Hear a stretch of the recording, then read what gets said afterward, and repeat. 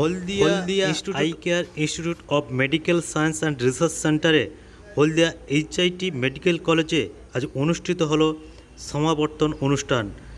হলদিয়া HIT এশিয়ান Bose auditorium হলে আজ অনুষ্ঠিত হয় I care institute of medical science and research সেন্টারে মেডিকেল কলেজের 2015 এবং 16 সনে ছাত্রছাত্রীদের সমাবর্তন অনুষ্ঠান। আজকের উপস্থিত ছিলেন আই কেয়ারের সেক্রেটারি আশিস লাহিড়ী সহ অন্যান্য নেতৃবৃন্দ। আজকের সমাবর্তন অনুষ্ঠানে 2015 এবং 2016 সনে 98 জন ছাত্রছাত্রীদের হাতে মানপত্র তুলে দেওয়া হয় মেডিকেল কলেজের পক্ষ থেকে। আজকের অনুষ্ঠিত হয় হলদিয়া এইচআইটি এশিয়ান বোস অডিটোরিয়াম হলে এই অনুষ্ঠান অনুষ্ঠিত হয়। আজকে প্রদীপ প্রজ্বলনের মধ্য দিয়ে এই অনুষ্ঠানের শুভ সূচনা হয় Haldia I care institute of medical science and research centre Haldia HIT এশিয়ান বোস অডিটোরিয়াম হলে এই অনুষ্ঠান অনুষ্ঠিত হয়। উপস্থিত ছিলেন 2015 এবং 16 সনের 98 জন ছাত্রছাত্রী। তাদের হাতে আজকে মানপত্র তুলে দেওয়া হয় I care institute of medical কলেজের কর্তৃপক্ষ। উপস্থিত ছিলেন সেক্রেটারি আশিস লাহিড়ী সহ অন্যান্য নেতৃবৃন্দ। স্কুলের ছাত্রছাত্রীদের হাতে আজকে মানপত্র তুলে দেওয়া হয়। 98 জন ছাত্রছাত্রী আজকে সমাবর্তন অনুষ্ঠানে অংশগ্রহণ নেয় এবং তাদের হাতে মানপত্র তুলে দেওয়া হয় মেডিকেল কলেজের পক্ষ থেকে। আজকে এই Haldia I care institute of medical science and research সেন্টারের উদ্যোগে হলদিয়া এইচআইটি মেডিকেল কলেজে এশিয়ান বোস অডিটোরিয়াম হলে অনুষ্ঠিত হলো সমাবর্তন অনুষ্ঠান। প্রদীপ প্রজ্বলনের মধ্যে দিয়ে এই অনুষ্ঠান সূচনা হয়। এইচআইটি এশিয়ান বোস অডিটোরিয়াম হলে উপস্থিত ছিলেন আই কেয়ারের সেক্রেটারি আশিস লাহিড়ী সহ অন্যান্য নেতৃবৃন্দ। আজকের কলেজের ছাত্রছাত্রীদের হাতে সমাবর্তন অনুষ্ঠানে তাদের শপথ বাক্য পাঠ করানো হয়। তার পাশাপাশি তাদের হাতে মানপত্র তুলে দেওয়া হয়। মানপত্র তুলে দেন কলেজের সেক্রেটারি আশিস লাহিড়ী সহ অন্যান্য নেতৃবৃন্দ। আজকের হলদিয়া এইচআইটি এশিয়ান বোস অডিটোরিয়াম হলে আই কেয়ার মেডিকেল কলেজের সমাবর্তন অনুষ্ঠান অনুষ্ঠিত হয়। তাদের শপথ বাক্য পাঠ করানো হয়, তার পাশাপাশি তাদের হাতে মানপত্র তুলে দেওয়া হয়। চলছে সমাবর্তন অনুষ্ঠান হলদিয়া মেডিকেল কলেজ এইচআইটি এশিয়ান বোস অডিটোরিয়াম হলে।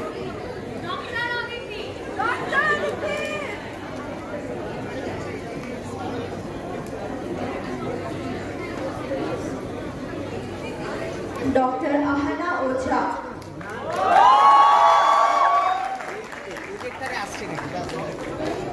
দাদা একটু আপনি একটু শুনুন।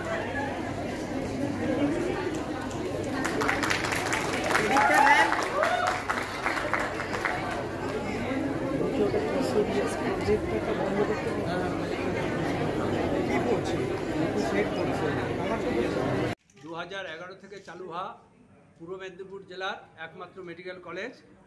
এই কলেজে 2015-16 ব্যাচে যে সমস্ত ছাত্রছাত্রীরা ভর্তি হয়েছিল আজকে তারা এমবিবিএস শেষ করেছে।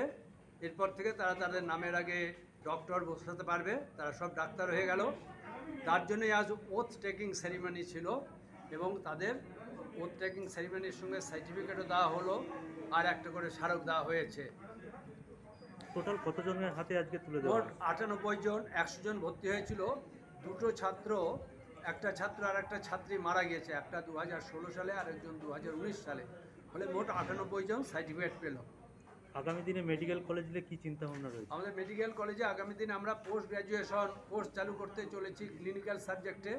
এখন এমবিবিএস আছে আর এমডি কোর্স আছে নন ক্লিনিক্যালে, 4টে সাবজেক্টে। আমরা এর সঙ্গে general surgery, general medicine, orthopaedic, gynaecology, paediatrics, ENT এগুলিতে অ্যাপ্লাই করেছি পোস্ট গ্র্যাজুয়েশন কোর্স চালু করার জন্য।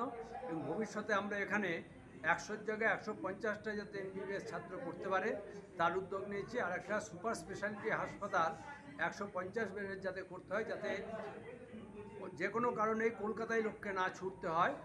কার্ডিওলজি, নিউরোলজি এইসবের জন্য সেই উদ্যোগ নেওয়া হয়েছে।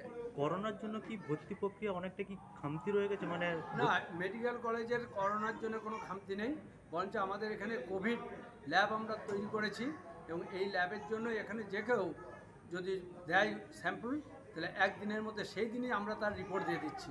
স্টুডেন্ট ভর্তি প্রক্রিয়ার সময় এই করোনার জন্য অনেক সময় ডাক্তারের উপর যে হ্যারাস হয়েছিল, সেই জায়গায় ছাত্রছাত্রীরা অনেক কি পিছিয়ে গেছে না আরও না, আগ্রহ জন্ম? সেরকম কিছু হয়নি, কারণ ছাত্রছাত্রীরা 100টা ভর্তি হয়, 100টাই ভর্তি হয়েছে। আমাদের কলেজ অন্তপক্ষে এফেক্টেড হয়নি তার জন্য। না? আশিস লাহিড়ী, আমি সেক্রেটারি কলেজের এবং আই কেয়ারের।